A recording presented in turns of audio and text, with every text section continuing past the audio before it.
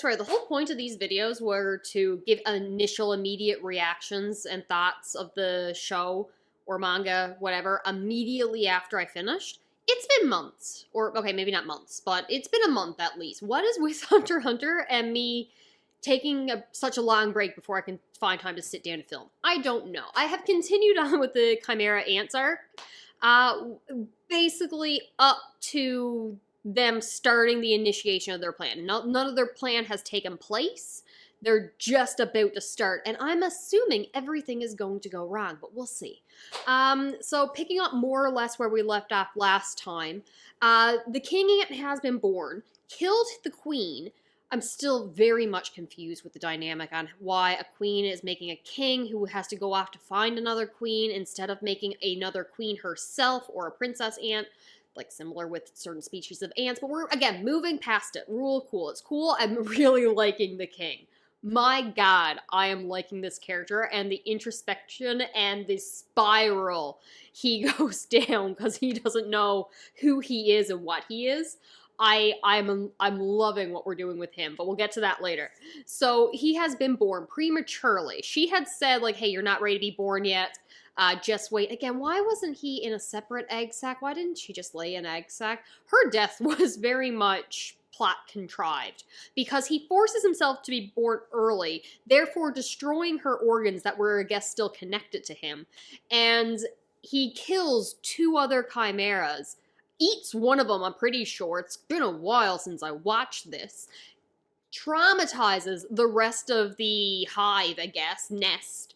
And Colt is just in shock at what is happening as he begs Pito, our cat chimera, to help him. And then Pito refuses, saying, I'm with the king, I don't care about the queen. They go off. So Colt, in his undying loyalty to the queen, goes to the humans, goes to the hunters for help, waving a white flag, saying, I will do anything. You can have my life. I will tell you all the information you want. I will do whatever you say. Please take your technology and what you can do and save the queen. Hunter organization is just like, why should we save the queen? Well, she's infertile now. She can't produce anymore. And so long as she's alive, the Chimera Ants and soldiers will stay loyal to her and won't go off on their own to become their own king, make havoc for the rest of the world. You want her alive. All right? Guy has a good point. They also test out the chairman's Nen ability, saying like, hey, me standing in front of you with my power exposed and all that, how would I stand against the king? You've been in his presence before. How do I rank? And Colt's just like, you would be killed before you ever reach the king. You would never touch him. The guards would kill you instantly. And he's just like, all right, cool. So doctors go to heal the queen. They're talking about artificial organs. Colt, again, is just like, take my organs, take my blood, take my life, save her. But it's no good. They're not compatible. There are too many differences between the species of chimera ants. And she sadly dies, but not before putting out a psychic connection to everybody, just being like, it is my time, I've served my purpose, the king is born, now he must do what he has to do and conquer and take over the world. And upon her death, there's revealed to be one little chimera ant still inside. So a new baby is born, which Colt vows to protect with his life, his undying loyalty now passed to this child. And I do really like that, but now I have an issue with where I feel the arc will be going, and that's, we have spent so much time with Colt specifically in the among the chimera ants. Is he not going to play a role in whatever is to come? Because why? What investment, what reason does he have to take part in the battle? Or to fight for the king, fight for his own group, fight for humanity, fight for anything. What? He has no motivation. His only motivation is to protect this small child. So it makes sense for him to leave. And we see him later in a mansion-y looking place with a bunch of toys for the new little chimera ant. And I'm just like, it doesn't feel like he's been wasted, because he did do well to link humanity, how they are human, how they have human emotions. They're still part human. The remembrance of their past self and lives, and reincarnation vibes that they have from their human life to their chimera life. Like, he set a lot of good things up, but for him to be removed from the story does not make sense to me. This is not a complaint yet, because clearly I haven't finished the arc yet, but it feels like he's being written out of the story, which makes zero sense to me. Knuckles' teacher, who I keep forgetting starts with an M. Morel, something like that. I love this man so very much. One, the giant pipe and the smoke going around. Love that technique in fighting it after all. But then he threatens Colt and then basically says, if you agree never to harm a human, never to eat a human, so long as you and this other chimera that you're taking care of agree to that, we will let you go in peace. If you break this rule, I'll be the one who kills you. But you're going to want to make this deal with me, because if you do, I will devote my life to making sure no one harms you. You will be under my protection. And it's just like, what do you expect? Knuckles gets his soft heart from his teacher. And I love that moment so very much. Oh, and then later on with his fights, and he's never like just charging straight in. Always having a plan, thinking things through, slow, methodical little steps. No, I love his character so very much. Might be one of my favorites of the hunters that we've been introduced to, or the upper rank hunters that we've met.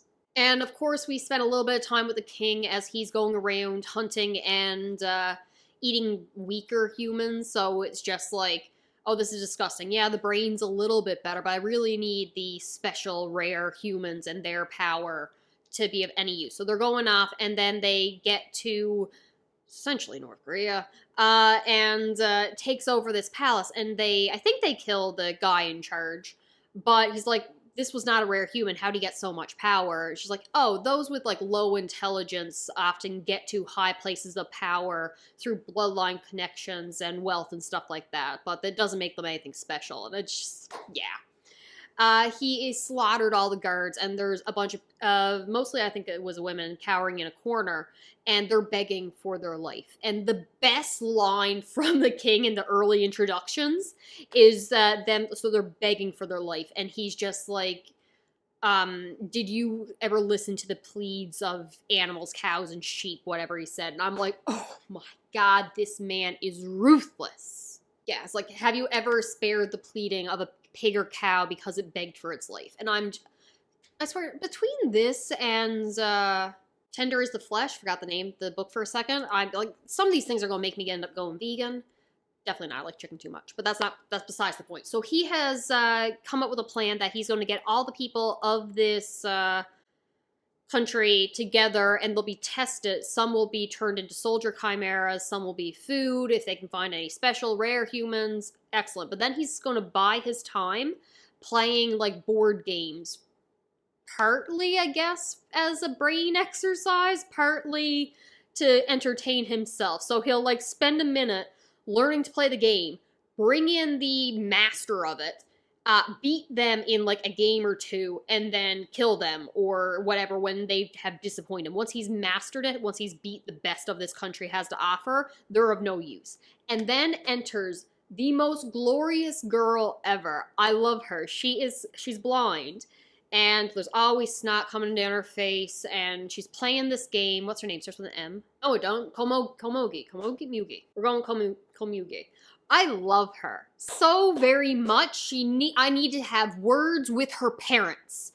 Possibly more than Killua's parents, because her opinion of herself is the only value she has is for this board game. It's not shogi, it's something else going on, but whatever. And she is destroying the king over and over, treating him like a child. And like, it's like, he makes a bunch of moves, and he can tell that she is not playing at her full intelligence strategies, whatever. She's humoring him in the beginning, and he thinks at one point in time, oh, I've got her this time. And then it's like, no, you don't. He cannot beat her. He's improving at great skills, but she's nowhere near reached her actually trying kind of stage. And a couple times he had said, like, let's make a bet on the outcome of this game, because he was confident he was going to win. If you win, I will grant you a wish. Anything you want. Anything you desire. But if you lose, then I want you to take off your right arm, or whatever it was. And she's like, Can I bet something else? Well, what do you want to bet? The same thing I always bet, my life. If I fail, I have no value. That's what my family has instilled upon me. The only value I have is being the best at this game. So if I lose, you may have my life. Not that it's worth anything to you. It might actually be a hindrance. I apologize for even speaking to you. And my God, this girl needs to have words with her parents. He is absolutely shocked and has so much understanding and respect for her, and he didn't expect to see this coming. To the point that he's just like, this is on me. And rips off his own arm, injures himself for the devotion she has to this game, the non-respect that she has towards herself, and I cannot believe it. Then he even says, like, you could have asked for my life. You could have told me to kill myself if you had won. She's like, no, I would never do that. It's like, yeah, but you could have, so the bet's off.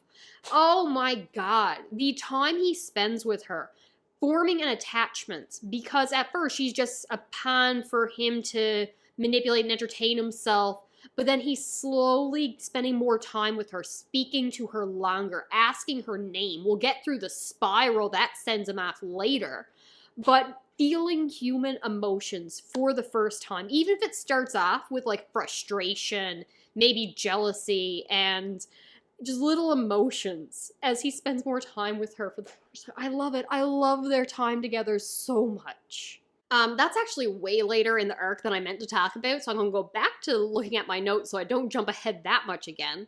Going back with Gon and Killua, who have not returned with the other hunters, and Gon has his Nen locked up for the month, and Killua's going to leave him, but just staying long enough till he gets his Nen back and can protect himself. Gon ends up going on a date with Pam, and we're skipping over that because gross. Why? He's like 12, she's 22. No, it's ridiculous. So skipping over that, it didn't even happen. Killua ends up fighting the cheetah chimera, and I love this moment because finally we have confirmation that Illumi, who is now one of my favorite characters, had put something inside of Killua's head. I'm assuming it's a needle. That was something to 100% make him run, freeze, whatever, to stop him from fighting people that he knows are stronger than him. And during the fight with the cheetah, he is again reflecting on his friendship with Gon, how much he means to him, and what a danger he would put Gon in if he stayed by his side, and with this hang up of always wanting to run, never fully investing in a fight, never willing to risk his own life. And then, again, he has that moment where he can't fight him. The cheetah guy is stronger than him. So he figures out what's happening, pulls the needle out of his head, and continues on. And the selfishness, the manipulation that Illumi had to think that this is how, I'm assuming, I'm just probably headcanon. He is my younger brother. He is my family. I will protect him by manipulating his mind and brain and just forcing him to obey my will because I know what's best for him.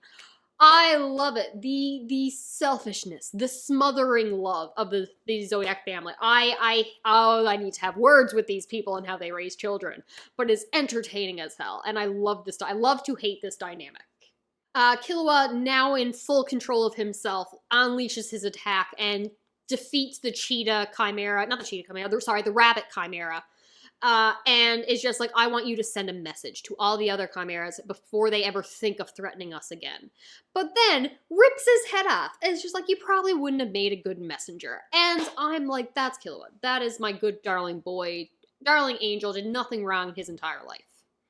They have located and secured Kite, and again, this is going to be a criticism from me because I wanted to see Gon's reaction to learning Kite was dead. That in that moment when they ran away, when they left him, Kite died.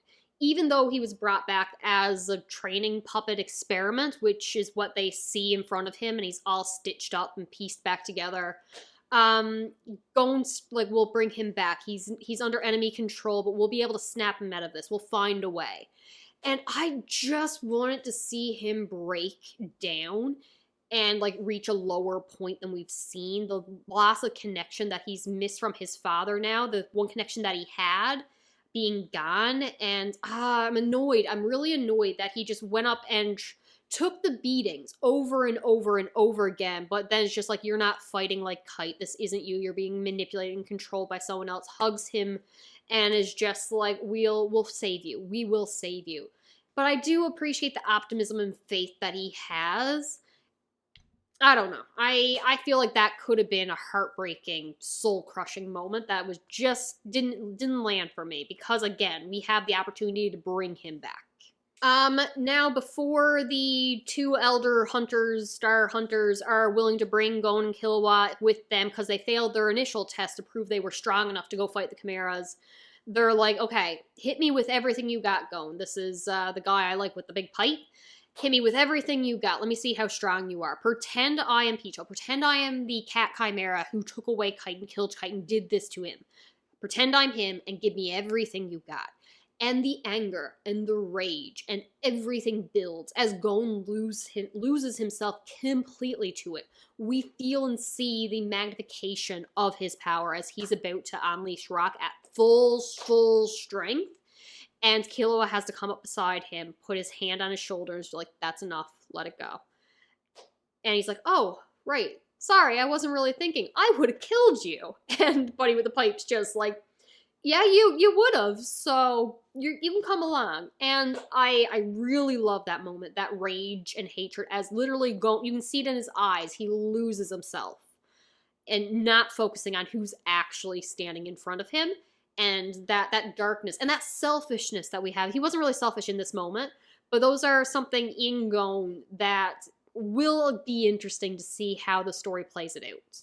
Now, I'm enjoying my time with Gon and Killua. Obviously, sweet boys, angels, did nothing wrong in their entire life. You know what I loved even more? We get back to the Phantom Troupe, and they are together, and I'm so happy. Mixed reviews, though, because we're not with the ones that I have a firm, strong emotional attachment investment in. It's like the characters who, they were there in the York New arc, but we spent more time with other members of the group. Killua's little brother, who I thought was his sister, is with them now, so I'm very invested in see how they work into the dynamic.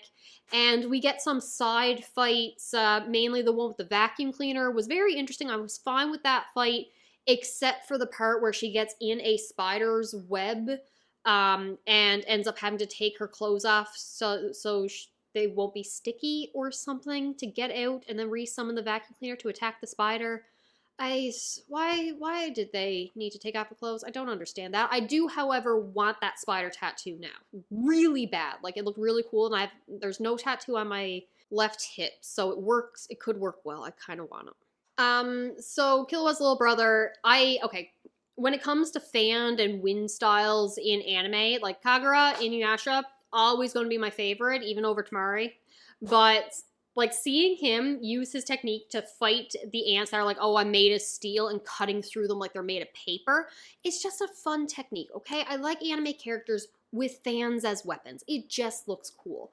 But seeing them eventually reach up or catch up with the other members of the Phantom Troupe who have defeated their opponents. You had the guy with the remote control. I liked his fights. Really cool. But I got nothing really to say about it. It was a manipulator. He controlled himself.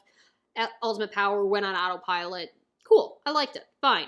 But when he catches up with everyone, and it's the guy with like he's small. What's his name? The black coat guy. Phaeton. Definitely not saying that right. I am obsessed with this man. Oh my god.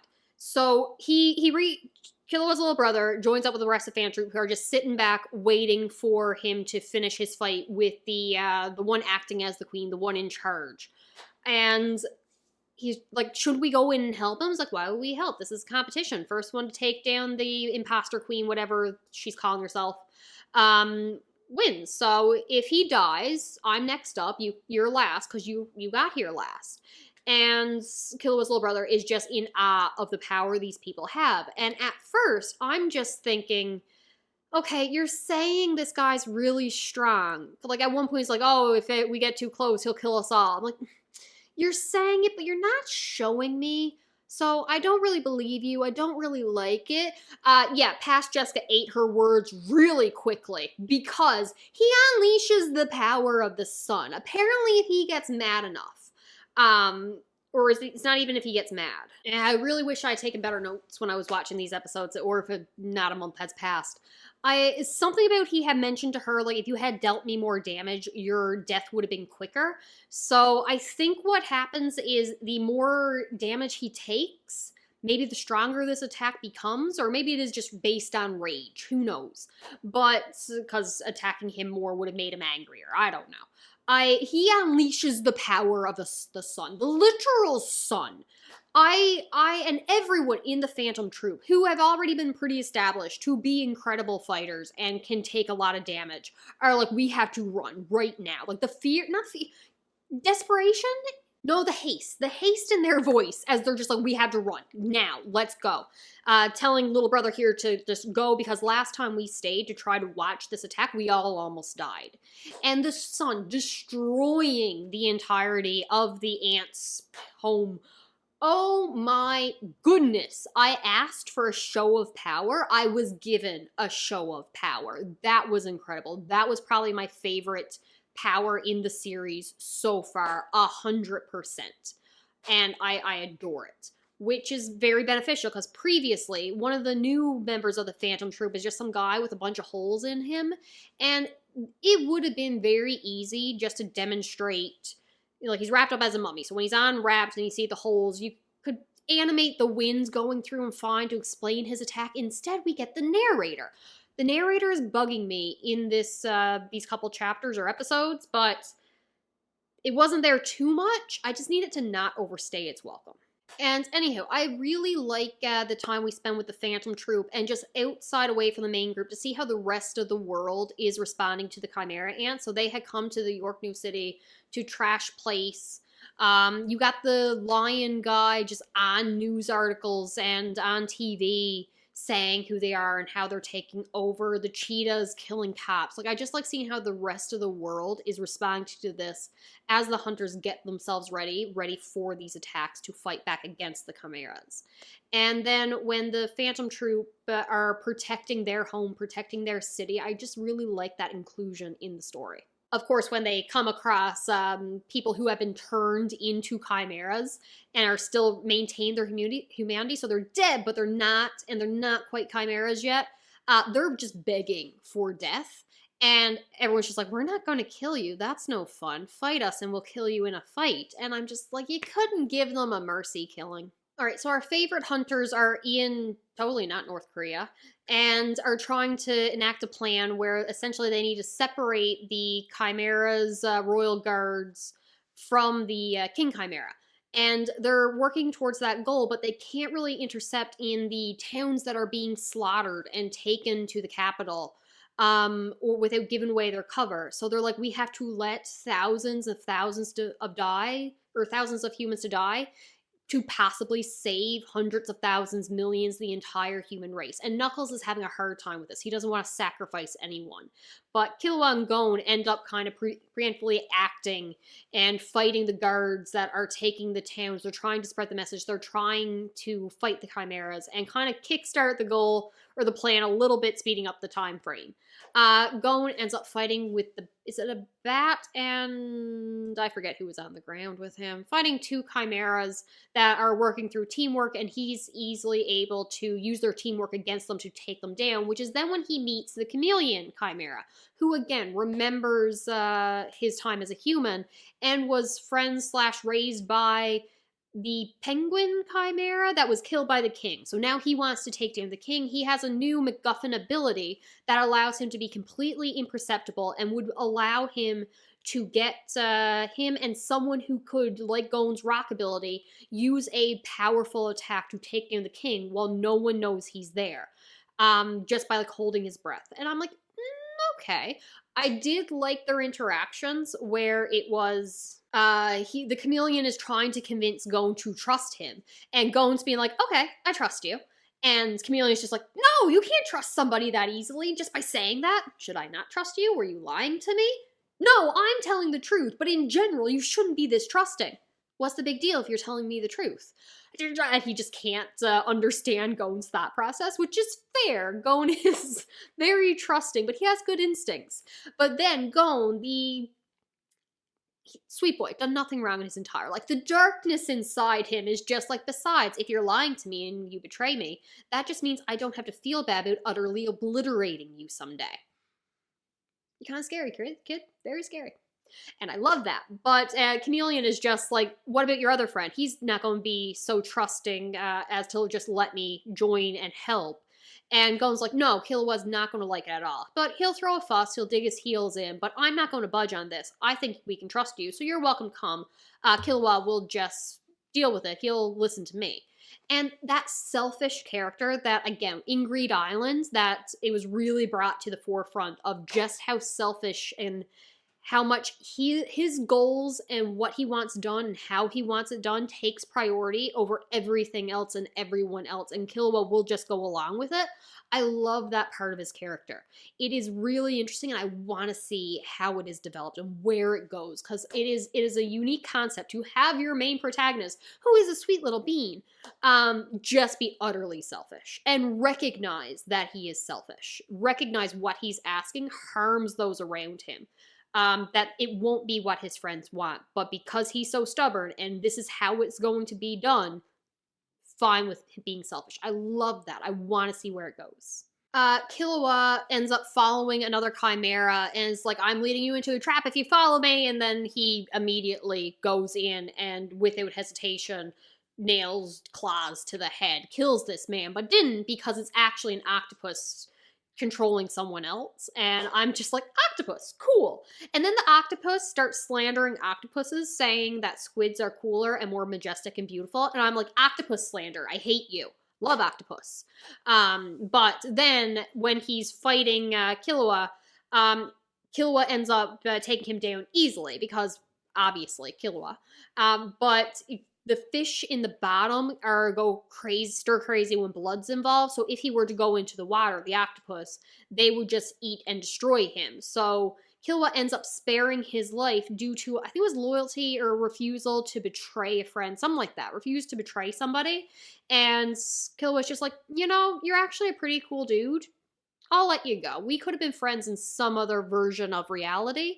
So you go on your way. And that's when Killua is attacked and marked, and you get the fish darts going on. And this is when the narration once again drives me up the wall. Oh my god, it was just going into so much detail about characters I did not care about. And then I will give that it would be a little hard to display how he's using his electric power to catch the fish that was going to shoot him in the head and finish him off and increase his reflexes to grab it. But we've had plenty of examples of characters themselves thinking through plans, explaining their own Nen abilities. Some Nen abilities get stronger if you tell somebody how it works. Like, I don't see a reason that Killua couldn't have just thought, I will use my electricity abilities to increase my reflexes. Or later down the line, so don't even explain in this situation how he's able to catch the final fish, replace it with a fake to lure the other ones out so he can kill them. Don't even explain how he did it. He's like, awesome, worked, I'm leaving. Let us be confused, maybe, if he didn't piece it together, because he did use his lightning abilities on his fingers to test it out before the fish came. Just later on, have him have to do something that needs sharp reflexes, go and be like, hey, are you sure you can pull this off? You gotta act really quickly, and just be like then, oh yeah, no, I encountered 2 chimeras earlier and I had to speed up my reflexes. I used my electricity powers to zap my nervous system into place and make it respond faster. I'll just do that now. Like, why do we need a narrator? Nothing that has been done with the narration so far, in my opinion, needs a narrator to spoon feed the information to you. Either set it up beforehand, develop the characters, or trust that the audience understands these characters, understands their motivations, understands their situations, trust that the audience is invested and has been paying attention to know why the characters are thinking what they're thinking and reacting the way they are. I do not need a narrator spoon-feeding me the information. It drives me up the wall. Did I mention I hate narrators? It is my personal pet peeve. Nails on a chalkboard, the worst possible thing that can be in a story. Like, I don't like exposition dumps in regular novels. I don't like narrators in movies, TV shows, anime. It's just, I can't explain it. I just really hate it. I can't think of a single situation where it's ever worked for me. That all it does is break the fourth wall, gets me angry, drives my blood pressure up. Moving on. The octopus, seeing Killua in near-death state, takes pity on him, says, "You spared my life, I will help you," brings him to a doctor that eventually needs him to pay for his services, his underground black market doctor, so ends up getting money wired to him after calling Gon. I'm honestly surprised he didn't call up his parents and be like, "Yeah, I know, I left the family, whatever, I need some cash." I'm really just surprised that didn't happen. I would have found that hilarious, and it would just been whoever on the other end being like, "All right, yeah, we know you left the family, and that's fine. We get you're doing your own thing. I'll wire you the money." I just wanted that interaction instead. I thought it'd be hilarious, but no. But Killua ends up talking to the octopus, saying how much he respects him and he's a cool guy, and that they're friends now. So come along. And he's made a friend. I love it when Killua makes friends. What happens next? We have the chameleon interacting with Gon, who says while he would be a good one to use the rock technique on the king, he knows someone even stronger. He wants to trust Knuckles. Chameleon doesn't want to place faith in anyone he doesn't trust, so he trusts Gon, but that doesn't mean he trusts Gon's friends. But then he notices all the dogs also like Knuckles, so it's just like, yeah, alright, he seems like a good person. So the plan is to get Knuckles close to the king to take him out. Now, let's go back to my earlier obsession with the king and the board player girl. Because, oh my god, I love their interactions. So, he had ripped off his arm because he made a bad bet. She would risk his life. He didn't think of, if she won, she could ask for my life. So bets off, rip off arm in compensation. Butterfly Guard is just in shock. And he's been questioning why the king's been acting the way he has for the longest time. And is not liking how this girl is having an effect on him. And now he's injured himself to do this. So brings back in the cat Chimera. But that means she has to pull in her own Nen abilities, that it's no longer keeping guard on the entire castle. So the butterfly one will take up command of security, I guess, to use his ability to watch the castle while cat's cat's a cat. Pito. They use their ability to heal up and stitch the king's arm back together, as he refused to heal himself or take any medical breaks. He wants to keep playing the game, so they're doing that while continuing playing the game. But the girl refused to play unless he allowed himself to be treated, and I just love him playing this board game. But now the Butterfly Guard has a less Nen than the other one, so can't really watch everything. He's just going down as far as the staircase. So Nav ends up using that time to infiltrate the castle grounds and set portal opening doors, whatever, with his ability to give them 3 access points where they can continue their operation. They needed a way to get in. Now an opportunity has presented itself for him to get in without being seen. So he makes as far as the staircase when he senses the aura, and he goes mad with fear. Hair turning white, petrified, overwhelmed by the sheer magnitude of power, darkness, and it's like, this isn't even the strongest of the Chimera Ants. He has to get out of there. And then he's like, out. I'm never going back in. I'm never fighting these people. I'm never going to approach them. I am out. I will work from afar for this mission. He is petrified. Now, when Komugi and the king are playing their game, initially he had said that from here on out, we are playing straight through. We will not stop. There will be no breaks. You're not going to sleep. You're not going to eat. We will play. But when she gets so tired that she starts to fall asleep, he's like, all right, let's take a break. No, I can keep playing. I can play for days. It will not be a satisfying victory if I beat you when you're not at your best. Go rest. So he's caring for her. And then he just casually asks her name, and she says it's Komugi. And she says very calmly, what is yours? And he goes into full existential crisis because he does not have a name. And she's just like, oh, I'm sorry for presuming to ask such a thing of you. And he's like, no, it's fine, just go to sleep. And then he goes out and to the guards, like, what is my name? You are the king. King is a title, it is not a name. And I'm just like, he's questioning who he is as an individual. We're not happy with what he comes to, as in, I am going to be the bringer of destruction. The power I hold is above everything. I could crush everything, every living soul with between my hands. Just because someone is great at this, it makes me all that more greater, as I could kill them. And the butterfly, who again was having his own existential crisis as, how dare I question the king, but I don't like the path the king is going down, then breathes a sigh of relief as he's just like, oh, the king has come to the correct conclusion that I view of power and destruction. So how could I have ever questioned him? So the king goes in fully prepared to kill Komugi. And instead, he finds her being attacked by a hawk, which he immediately kills, and is just like, what, you're injured, you're hurt, why did you not call for help? And she's just like, it's late at night, I didn't want to be a bother. And he holds her and is just like, you are not a bother, you would never be a bother. You were just about to kill this woman to show how much stronger you are, to show that even though she's better at this one board game than you, that just makes you all greater for being able to kill her easily.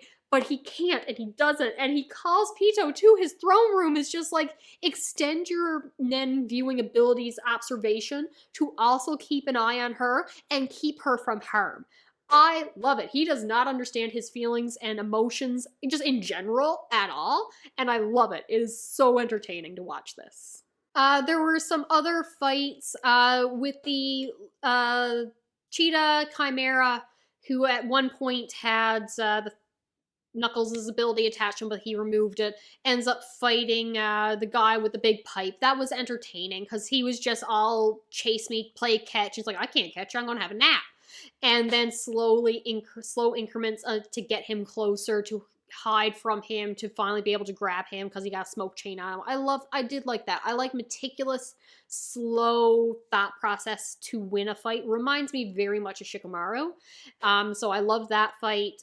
I loved him with the water and the bubbles and fighting the lion and learning how, again, stupid narrator explaining how the guy's power worked. It was not hard to piece together how his powers worked. Why do you need a narrator? But I did like their fight as well. I just don't have too much to say about it, and a lot of time has passed, so I've lost a little bit of the hype. This is why I'm supposed to react to these pretty much immediately after watching the episodes. The rage from the narrator stayed, though. That's never leaving. I will always feel that rage. So now the groups are ready to storm in the castle. They are thinking about, hey, why did the Pito constrict his abilities previously or turn off his, I keep forgetting the name of it, but whatever, the aura that allows him to observe and keep an eye on things. Why did one of the other guards take over at one point? And Killua pieces together, it must have been that the king had been injured. They wouldn't let anyone get close to the king, so therefore the king must have injured himself, but why would he do that?